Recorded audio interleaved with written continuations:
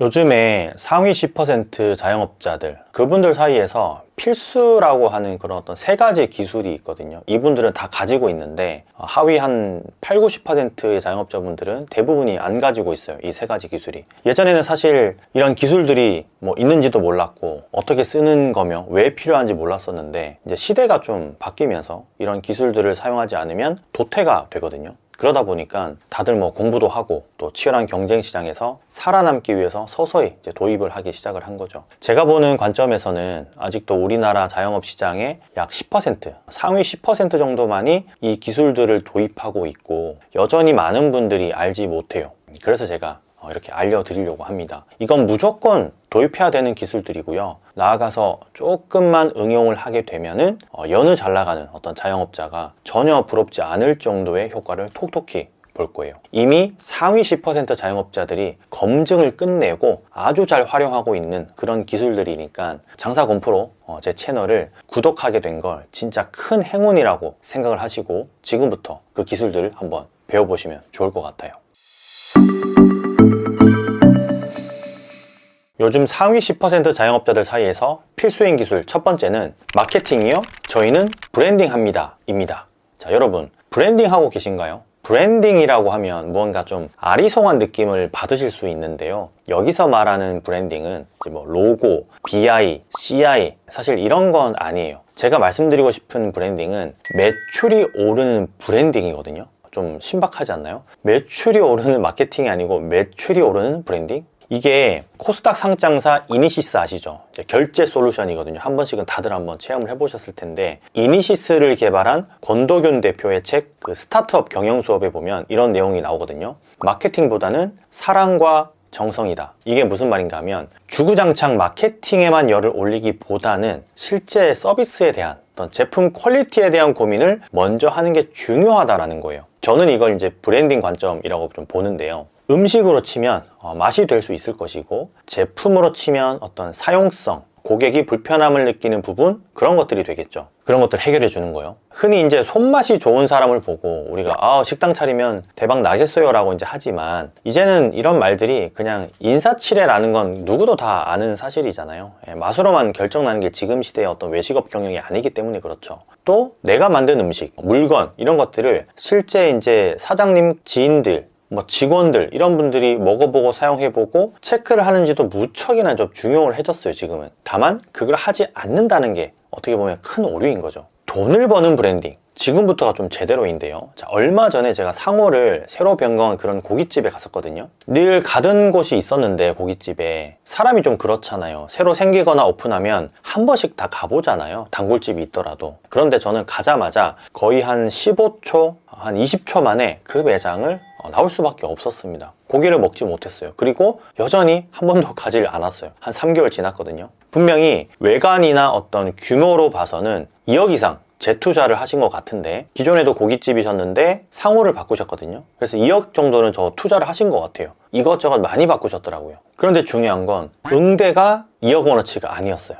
제가 정말 안타까웠던 부분이었습니다. 실제로 직원이나 알바가 저한테 와서 그런 이야기를 했던 게 아니고 사장님이 응대를 했는데도 불구하고 이런 사단이 벌어진 거예요. 저희가 식당에 들어간 시간이 밤 9시 20분쯤이었거든요. 사장님은 이제 저희를 보자마자 10시 30분까지예요 라고 하면서 씩 이렇게 지나가시는 거예요. 쳐다보지도 않고 슬쩍 이렇게 한번 보고 억양이 살짝 이제 우리가 나갔으면 하는 그런 억양으로 거의 99% 다 느껴졌습니다. 저희 일행들이. 그래서 그냥 조금 고민하다가 그냥 나와버렸습니다.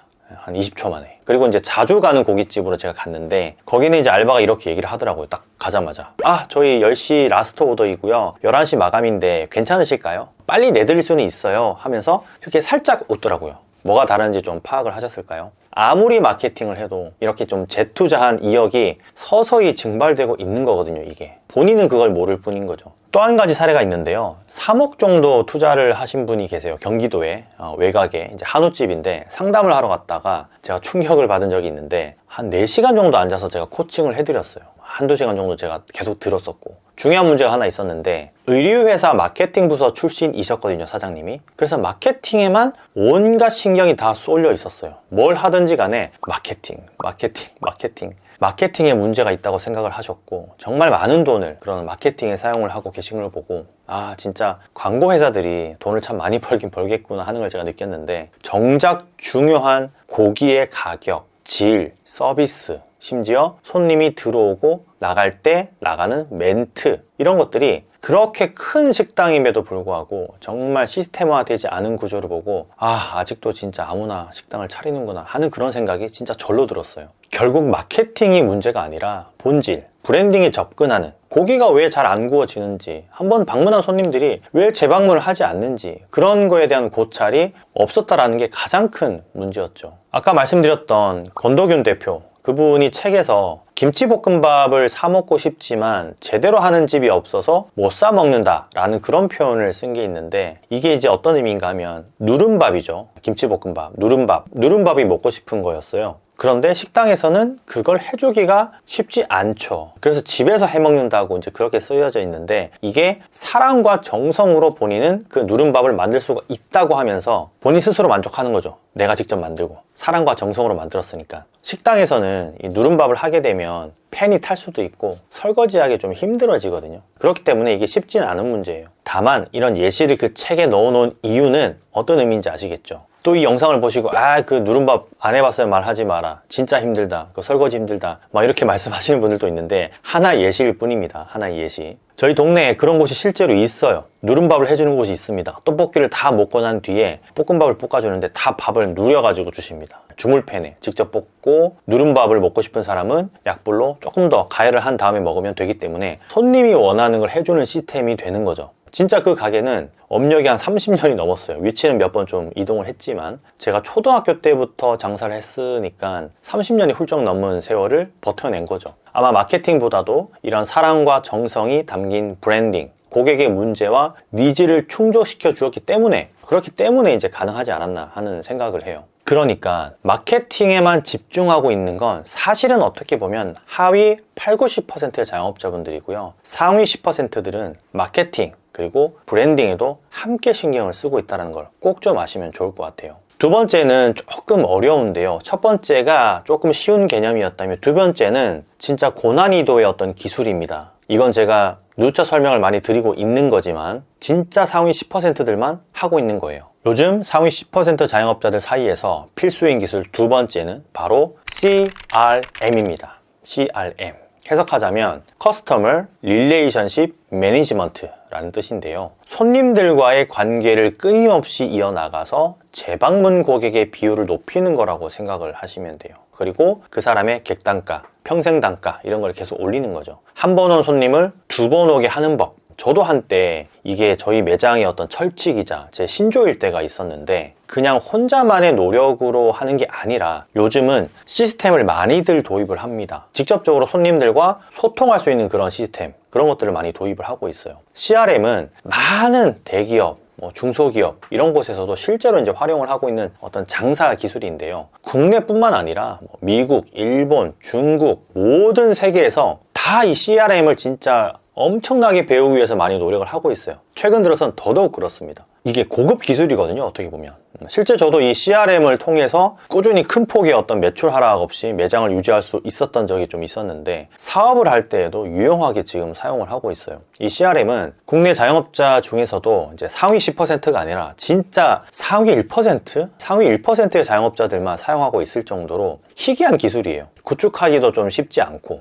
예를 들자면 도도 포인트, 컨택 포인트, 카솔 이런 외부 적립 시스템을 도입을 하거나 또는 또 포스 자체 기능으로 페이히어나 토스 오더나 이런 것들에서 손님들의 연락처를 받고 포인트를 쌓아주면서 그 뒤에 그 번호를 가지고 계속 관계를 맺는 걸로 보시면 돼요. 요즘에는 카카오 채널로도 이제 전환해서 많이들 사용을 하고 있죠. 이 카카오 채널 친구 수가 사실 5,000명에서 10,000명 정도만 되면 동네에서는 무시 못할 수준의 그런 어떤 CRM을 할 수 있거든요. 이 CRM은 장사를 할 당시에도 도움이 되지만 사실 어떻게 보면 가게를 우리가 매매할 때, 매각할 때에도 크게 이바지를 한다고 보시면 돼요. 실제로 가게를 구매하는 사람한테 이런 CRM 시스템은 인수를 받고 나서 아주 큰 도움이 되거든요. 기존 손님을 계속 이어갈 수 있는 하나의 매개체가 되는 거죠. 저는 이제 5년 정도 유튜브를 하면서 정말 수도 없는 이 CRM 관련된 영상을 올렸는데 덕분에 이제 재방문 손님들을 많이 받을 수 있었다고 하시는 분들이 진짜 많았어요. 혹시 진짜 CRM을 하고 계시는 분들이 있다면 댓글로 좀 알려주시면 좋을 것 같아요. 얼마나 효과가 좋은지, 앞으로도 계속 하실 건지, 그리고 진짜 추천하고 싶으신 건지. 제가 아무리 이걸 해야 된다고 말씀을 드려도 여러분들이 남겨주시는 댓글 보고 결정하시는 분이 훨씬 더 많을 거니까 꼭 좀 남겨주시면 좋을 것 같고요. CRM 기술은 일전에도 여러 번 말씀드렸던 어떤 고객 DB의 확장 개념이에요. 포인트 적립을 통해서 고객 전화번호를 받고 그걸 DB화 해놓으면 손님은 우리 가게에 락인이 되는 거죠. 한 번 오고, 두 번 오고, 세 번 오게. 그렇게 된다는 거죠. 재밌는 건 우리나라 외식 자영업자가 한 70만 명, 75만 명 정도 되는데 이 기술을 사용하는 곳은 고작 추산이지만 한 4만 곳 정도밖에 안 됩니다. 아직 한참 멀었죠. 10%도 아니고 5% 정도예요. 근데 제대로 된 CRM은 거의 한 1% 정도밖에 안 되고요. 다들 알고 있는 그런 사실들이지만 단골이 많은 가게는 오래 살아남을 수밖에 없어요. 그래서 요즘 상위 10% 자영업자들은 무조건 이 기술을 도입하고 활용하려고 공부를 하고 있어요. 이 CRM에 대해서 유명한 경영 컨설턴트, 베스트셀러 작가이기도 하죠. 피터 드러커. 피터 드러커는 이런 말을 했거든요. The purpose of business is to create a keeper customer. 비즈니스의 목적은 고객을 창출하고 유지하는 것이다. 창출은 사실 다들 잘 하죠. 신규 손님 잘 오게 하잖아요. 그런데 유지를 못하는 거잖아요. 그게 단골의 어떤 개념이 되는 거고요. CRM 잘 활용하고 계신 분 계시다면 댓글로 좀 알려주세요. 얼마나 효과가 좋은지요. 자, 요즘 상위 10% 자영업자들 사이에서 필수인 기술 세 번째는 AFBL입니다. 이게 좀 어려운 내용이긴 한데 Audience First, Business Later 라는 뜻입니다. 즉 가게를 차리기도 전에 손님을 모아놓고 팬을 모아놓고 장사를 시작하는 사람들이 많아지고 있어요. 아니 시작하지도 않은 장사인데 손님과 어떤 팬을 모아놓는다, 이게 어떤 말인지 좀 궁금하지 않으세요? 말도 안 되는 이야기라고 좀 생각을 하실 수도 있는데요. 그렇게 하시는 분들이 있어요. 팬덤이라는 어떤 키워드가 진짜 얼마나 중요한지 익히 알고 있는 분들이겠죠. 이제 가게를 오픈하기도 전에 SNS 계정부터 만들고요. 그리고 거기다가 많은 컨텐츠들을 올립니다. 본인이 지금 무슨 장사를 할 건지, 어디서 어떻게 준비를 하고 있고, 스토리는 어떻고, 오늘은 어떤 요리를 했는지, 예를 들면 뭐 소싱을 하기 위해서 300km도 넘는 거리의 어떤 원산지 지역을 막 갔다 왔던 이야기 스스럼 없이 그렇게 올리고 있어요. 이게 시작하기 전부터 이렇게 올리다 보면 인스타그램, 유튜브, 틱톡, 최근에는 스레드도 굉장히 중요해졌거든요. 스레드 이렇게 올리다 보면 이런 경우가 많이 생깁니다. 실제로 그런 콘텐츠를 보고 손님들이 찾아오고 참여하고 그러다 보면 진짜 매출에도 효과가 있어요. 가게 간판도 달기 전인데 매장을 찾아오고 팬을 모으고 있는 이런 작업들을 하는 가게들은 정말 상위 10%밖에 되지 않아요. 혹시 주변에 이런 분들을 보신 적이 있으신가요? 아마 잘 없을 거예요. 저는 최근에 이런 가게를 이제 목격을 했었는데 저희 동네에 이제 생선집이 차려질 때 이 방법을 쓰셨어요. 사장님이 우선 맘카페에다가 이렇게 수요조사를 막 하시더라고요. 그것도 몇 번이나 제가 생선 가게를 이렇게 차릴 예정인데 혹시 생선 가게를 차리면 좀 많이들 오실까요? 생선 좋아하실까요? 생선 다들 어떻게 드세요? 이런 식으로 몇 번이나 수요조사를 한번 해보시더니 사람들의 반응이 굉장히 뜨거웠거든요. 그리고 나서는 블로그, 인스타그램에 조금씩 글이랑 사진을 막 올리시더라고요. 그 뒤로 오픈했다는 소식도 딱 올리고, 그러니까 저도 이제 뭐 팬까지는 아닌데 그냥 가보게 되더라고요. 너무 자연스럽게. 오픈했구나. 이런 사장님이 운영하시는 곳인데 오픈했구나. 간판 달더니 오픈했네. 인테리어 하는 과정도 다 봤거든요. 그러니까 갈 수밖에 없었어요. 특히나 최근에는 이 스레드의 알고리즘이 지역 기반의 글들을 많이 노출시켜주는 걸 저는 좀 느꼈는데, 예를 들면 내가 만약에 경기도 시흥에서 장사를 하고 있다면 경기도 시흥이라는 키워드를 계속 텍스트로 써주면은 경기도 시흥에 있는 사람한테 제 스레드 글이 노출되는 거를 굉장히 많이 경험을 했습니다. 실제 이거는 공식적이진 않지만 많은 자영업자분들 중에 스레드를 이용해서 마케팅과 브랜딩을 하고 있는 분들이 알고 있는 내용들이에요. 스레드를 통해서 식당에 손님이 몰리고 막 배달이 늘어나고 실제로 매출과 직결되는 그런 상황도 정말 너무 많이 목격을 했거든요. 어떤 분은 이 테이블 오더에다가 스친, 스레드 친구, 스레드 팔로워들이 오면은 주문할 수 있는 어떤 무료 메뉴도 있습니다. 이걸 누르면 스친 인증이 되는 거예요. 스친 인증을 하면 뭔가 서비스를 주고, 진짜 그런 것들이 너무나 많아져가지고 스레드를 아직 모르신다면 빨리 좀 활용을 해보시면 좋을 것 같아요. 다음 어떤 대세가 되는 SNS가 이제 스레드가 되지 않을까라는 조심스러운 어떤 추측도 한번 해볼 수 있는 거죠. 이게 이런 말씀을 드리면 도대체 무엇을 올려야 되는지 잘 모르겠다, 나는 진짜 이런 콘텐츠 만드는데 소질이 없다라고 하시는데요. 인스타그램이나 유튜브나 이런 것들은 사진, 영상 좀 되게 힘든 걸 올려야 되지만 스레드는 그렇지 않아요. 글을 올리면 됩니다. 글.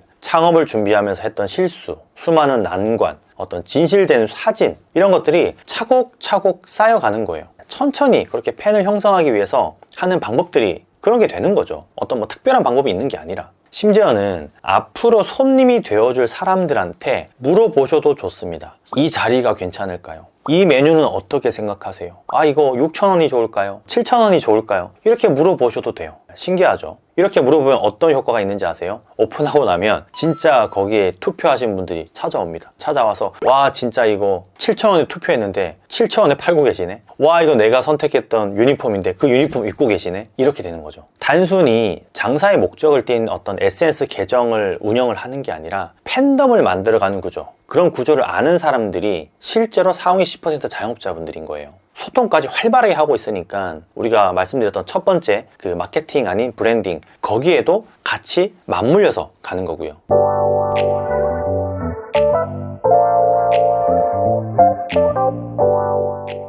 자, 여러분, 상위 10% 자영업자들은 요즘에 이런 기술들을 여지없이 다 도입을 하고 있어요. 제가 현장에서 보고 있고 또 적용도 해드리고 있으며 꾸준히 좋은 효과를 느끼고 있기 때문에 반드시 여러분들도 좀 인지는 하셨으면 좋겠어요. 해야지 보다는 하나라도 이제 한번 적용해보는 그런 실행력이 꼭 필요하다는 걸 좀 말씀을 드리고 싶고요. 마케팅이 아닌 브랜딩, 마케팅도 같이 하는 브랜딩, 그리고 CRM, AFBL, 이제 상위 10%만 하는 게 아니라 무조건 도입해야 되는 그런 어떤 장사의 기술이 돼버렸네요. 스레드도 꼭 한번 해보시고 저를 믿고요. 혹시나 이런 기술들로 좋은 사례가 있다면 댓글로 남겨주시면 저도 꼼꼼히 한번 읽어보겠습니다. 늘 응원할게요. 감사합니다. 꼼포로였습니다.